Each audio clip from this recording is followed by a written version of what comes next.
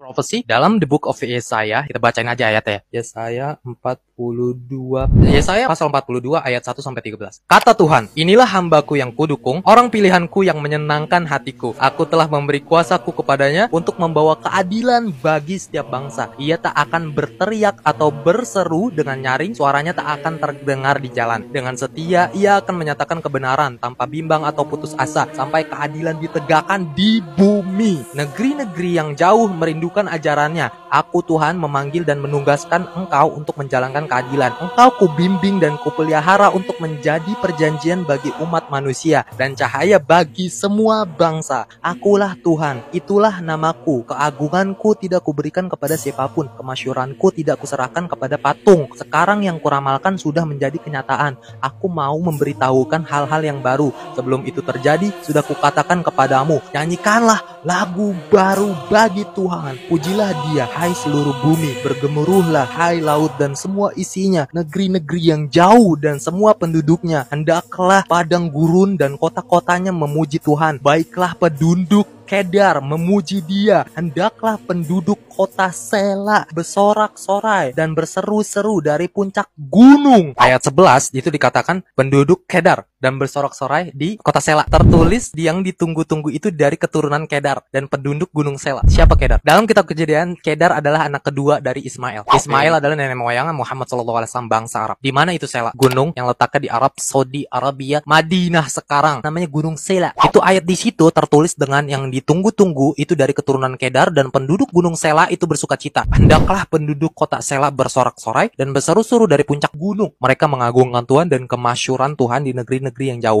Pada saat itu Muhammad SAW hijrah ke Madinah. Pada saat kedatangan dia tuh hijrah ke Madinah, ya penduduk di sana menanti kedatangannya dengan bernyanyi-nyanyi bersorak-sorai. Tola'al badru alaina min saniyatil wada.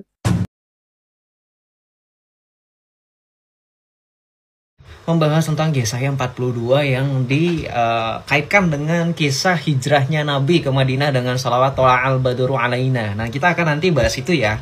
Nanti ada fakta menarik. Saksikan dan simak sampai dengan selesai ya. Oke, teman-teman. Yang pertama menarik, yang bersangkutan ya.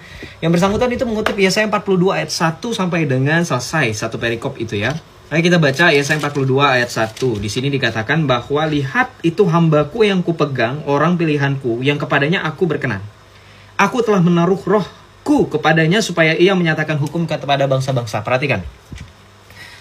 Dia mengutip bahwa ini adalah nubuatan untuk baginda. Padahal di ayat pertama saja ketika dikatakan bahwa aku telah menaruh rohku padanya, yang dimaksud bukan baginda. Kenapa? Saya bisa yakin bahwa itu bukan baginda. Anda boleh cross check di dalam surah Al-Isra ayat yang ke-85. Di situ dikatakan bahwa wa yas'alunaka 'anir ruh, mereka bertanya kepadamu dalam kurung Muhammad mengenai roh. Katakanlah Muhammad, roh itu termasuk urusan Tuhanku, sedangkan kamu tidak diberi pengetahuan kecuali hanya sedikit. Bagaimana mungkin roh itu ada di atas Muhammad sedangkan urusan mengenai roh itu hanya pada diri sang ilahi, Tuhan. Sedangkan di dalam Yesaya 42 ayat 1 dikatakan aku akan menaruh rohku di atas padanya. Tapi di dalam surah Al-Isra ayat 85, Muhammad diberikan perintah oleh ilahnya supaya barang siapa yang mempertanyakan tentang roh, Muhammad bilang urusan roh itu adalah urusan Tuhan. Jadi jelas, roh di sini ditaruh, diletakkan, disematkan bukan untuk Muhammad. Ini baru ayat pertama loh. Sangat sayang ya, unfortunately ya. Ini baru ayat pertama sebenarnya. Oke, kita lanjut ya. Ada beberapa poin. Saya sebenarnya mau 2 poin aja cukup. 3 poin ya. Oke, kemudian yang kedua adalah ketika berbicara mengenai Yesaya 42 ayat 2. Jadi saya berurutan ya. Ayat kedua, ini baru 2 ayat aja udah membuktikan ini bukan untuk Muhammad ya, mohon maaf. Yesaya 42 ayat 2. Ia tidak akan berteriak atau menyaringkan suara atau memperdengarkan suaranya di jalan.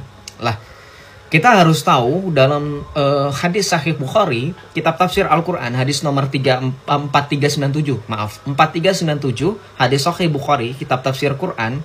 Dan juga Sahih Muslim dalam hadis nomor 307, itu dikatakan begini.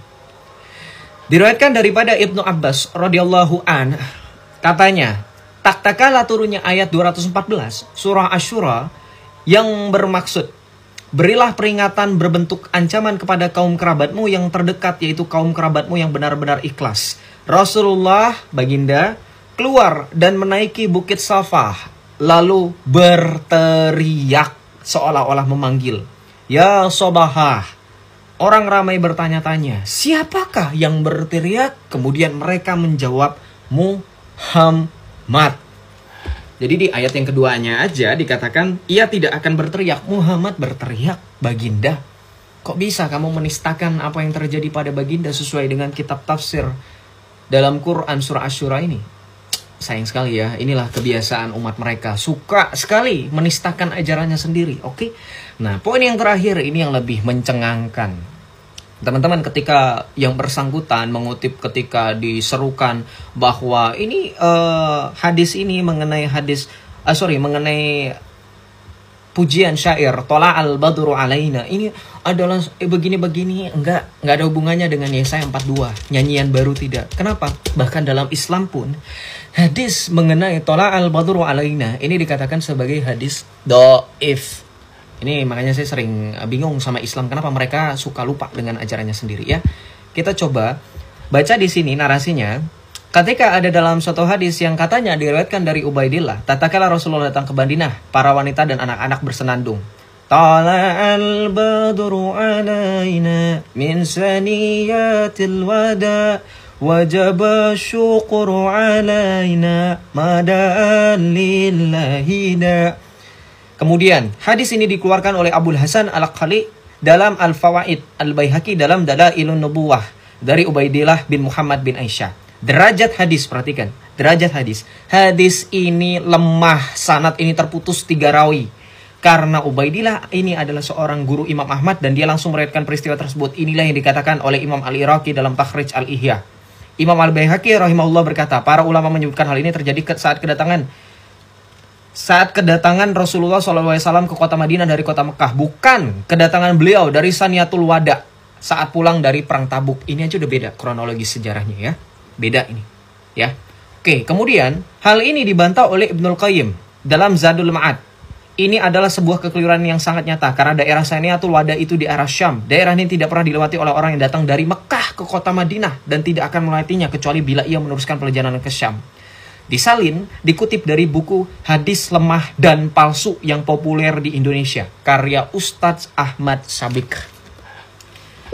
Ya ampun, Islam sebegitunya kalian berusaha untuk mempreteli dalam tanda kutip, mengutip-ngutip ayat Alkitab kami untuk mengatakan bahwa eksistensi baginda itu sebagai nabi ternyata berisi jelas-jelas sekali ya, hanya sebatas omong kosong. Maka saya sekali lagi peringatkan, ini video yang kedua setelah video kemarin membahas tentang hari Minggu.